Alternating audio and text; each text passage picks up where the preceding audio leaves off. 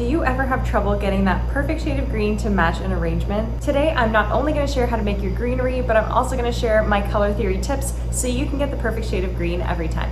Let's go.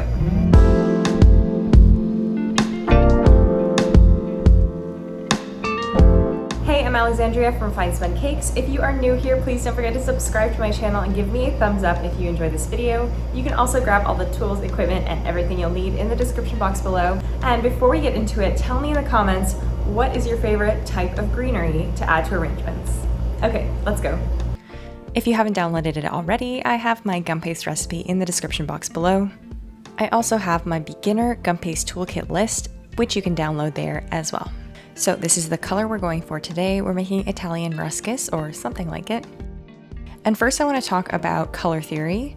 So we're just going to quickly talk about which colors we're using to achieve this green color. I'm going to be using a mix of yellow, green, and green, and that is the color I have right now. And then also we want to mute it down a little bit. So I'm going to go right across the color wheel to its complementary color, which is red. The two colors I've used for this one are gooseberry green, which is my yellow green, and spruce green, which is a basic green and also has a little bit of black in it, so it's a little bit muted down. But if we want to mute it down even further to make it look more natural, we're going to add a bit of that red. How I achieved this color was dyeing an entire batch of gum paste spruce green, and I added that while I was making the gum paste so that the entire batch was extremely saturated. I then diluted it down with a bit of white and then added that gooseberry to give it some warmth. I think it's still a little bit bright, although it's definitely not a neon green or anything. So we are going to go to the opposite side. So we are going to go ahead and add some red, which is our complementary color. So it's going to mute the color just a little bit. So I'm just taking a really tiny dab of that red coloring and coloring a very small piece of our green gum paste with it. Always put a little bit of shortening on your hands to make sure that the color doesn't stick. And you'll just quickly knead that through the gum paste. So here is my small amount of gum paste that's been colored, and you can see it is a muted version of that original color, and I think it looks a lot more natural. So I'm gonna go ahead and knead that through our entire batch of gum paste. And it is a heat wave here in Toronto. It's about 35 degrees Celsius outside and the humidity is very high. Even though I have my dehumidifier on, it's still about 50%. So I am kneading through a bit of cornstarch. We are going to be using these dahlia cutters to cut out our elongated leaf shapes, and I use these for a bunch of different things. Also 24 gauge wires, we're going to cut those in third with the needle nose pliers, and I have this veiner, and it just has some like striations up and down, some veins up and down, and I think that's going to be perfect. Even though this is for an orchid, it doesn't matter, we're going to use it anyway. Lastly, I have a Dresden tool. I'm trying out this new yellow one, but I do have my trusty blue one as well. I do like to batch these leaves and make them all at one time so that I just have them on hand, and we're going to do groups of 3, 4, and 5 leaves. So I cut those 24 gauge wires into thirds. Now I'm grabbing about half of my gum paste, just a small handful, and I'm going to roll that so I can pass it through the pasta machine. Adding a little bit more cornstarch here because it is quite humid. And I'm just going to roll this out, and then we're going to pass it through the pasta machine just to a number 2. Number 2 seems to be the perfect width in order for us to insert wire still without having to roll it on a groove board. And I did add just a touch more cornstarch before I rolled it through the pasta machine so it didn't stick. The cutter size I'm using is 5 centimeters by just over 1 centimeter. I'll cut out as many leaves as I can with this piece of gum paste, and then I'll probably do more after too.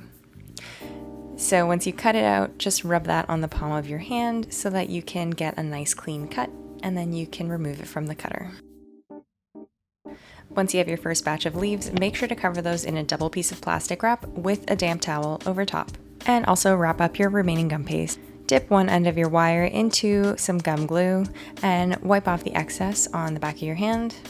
Then you can gently insert that into one end of your leaf. And the leaf is the same on both sides, so it doesn't matter which end you insert it into.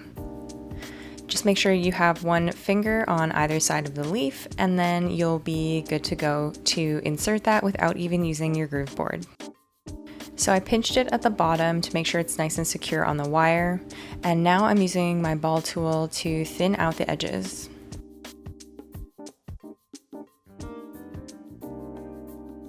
I'm placing the leaf into the veiner and making sure the wire is not going to be poking out. Giving that a good press and then removing it.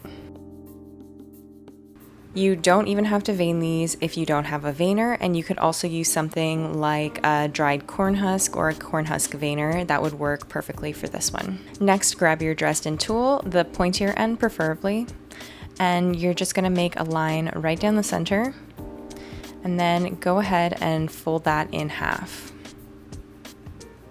So you just want to gently pinch it so it has a little bit of movement. It doesn't have to be folded really tight, but just enough so that it holds its shape a tiny bit. Now I'm placing it in a piece of bumpy foam and just making sure I like where the movement is flowing, and then I will allow that to dry overnight. I'll show you one more. So I'm doing 2 at a time here. Usually I'll do 2 or 3 at a time. I dip those wires into the gum glue and I'm just gently inserting that. I'm only going about 1/3 of the way up the leaf. So you don't have to go halfway, otherwise it could start poking out when you vein it. Using your ball tool, thin out those edges. Try to leave the very base and the very tip untouched, just so that they can keep their sharp shape, and also so that you don't interfere with the wire being attached to the leaf. I'll grab my veiner again and then just give that a gentle press. You don't even need a double-sided veiner for this. I've just used the palm of my hand to press that on before, and that works great too.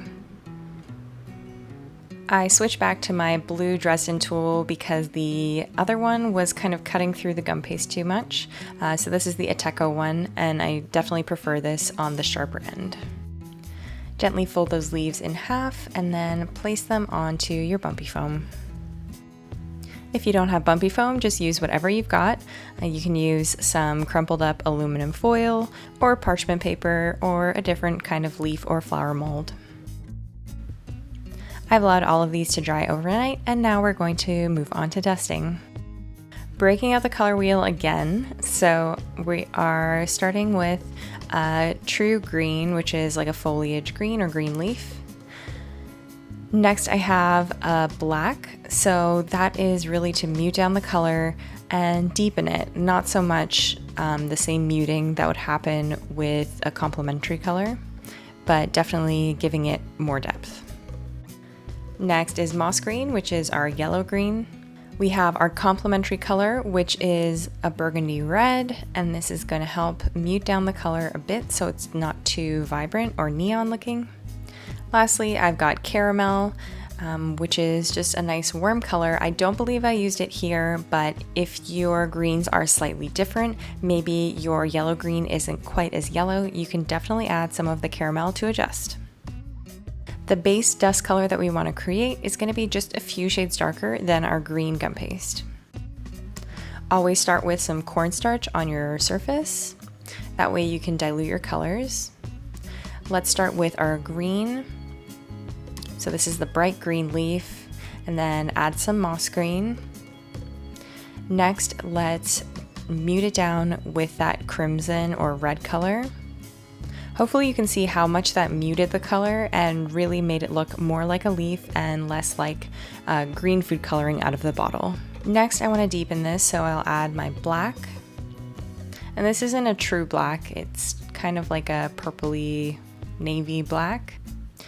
This color is a little bit diluted, and I want to have a little bit more saturation just on one side so that I can kind of mix it up.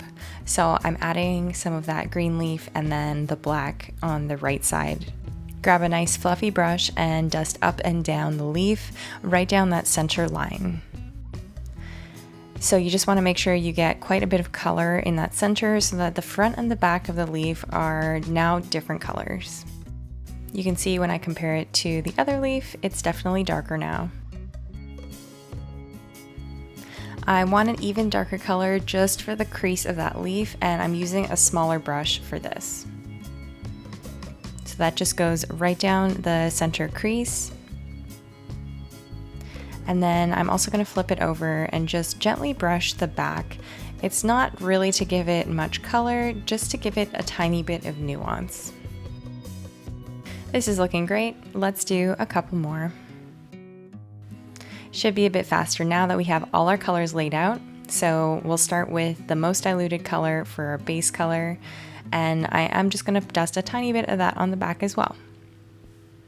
Next, we'll grab our crease color and just use our smaller brush to dust the crease color on, and then a little bit more on the back.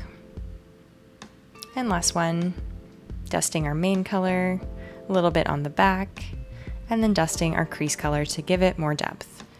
I have got 2 colors of tape here, and I'm going to use the darker one, and also going to show you how to use a lighter one and color it a little bit darker if you need.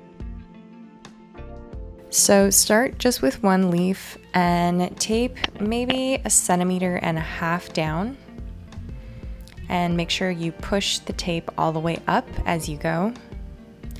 Bend another leaf right at the base and place that on.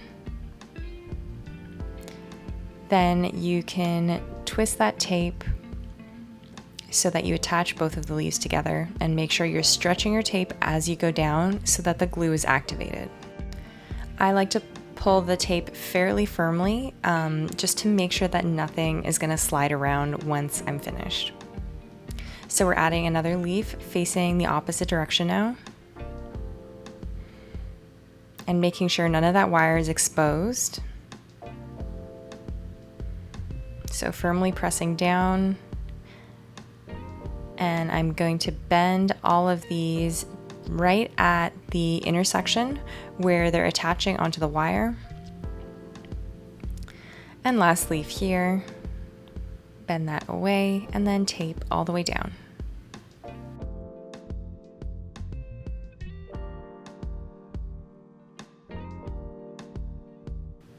Now you can bend your leaves and give them a bit more movement. So I'm making sure that I'm bending them at the intersection of the leaf and the wire so that the stem kind of has a back and forth movement, which makes it look more natural. And next I will quickly show you how to tape it with the lighter tape and then dye it a little bit darker. Just in case you can't find a certain color of tape, this is an easy way to make sure that your cake looks cohesive in color. So we tape, tape, tape, tape, tape, tape, and then we are ready to color it.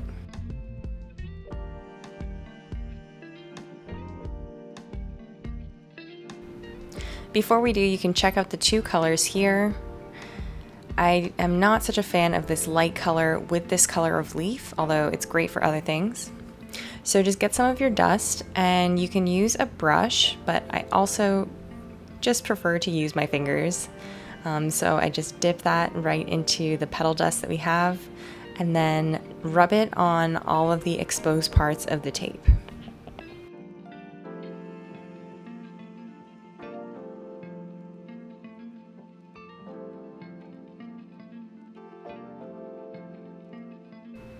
And once you've gone over the entire stem, all that's left to do is admire your hard work and also maybe arrange it onto a cake. This color I am much happier with. I think it goes a lot better with the leaves than the light color did, but if you can get your hands on a darker moss colored green tape, I think that is perfect for the Italian Ruscus. Thank you so much for watching. I hope you enjoyed this video. If you did, please don't forget to share it with a friend who you think would enjoy it, and give it a thumbs up too. Don't forget to grab the tools, equipment, and ingredients in the description box below, and I'll see you next time.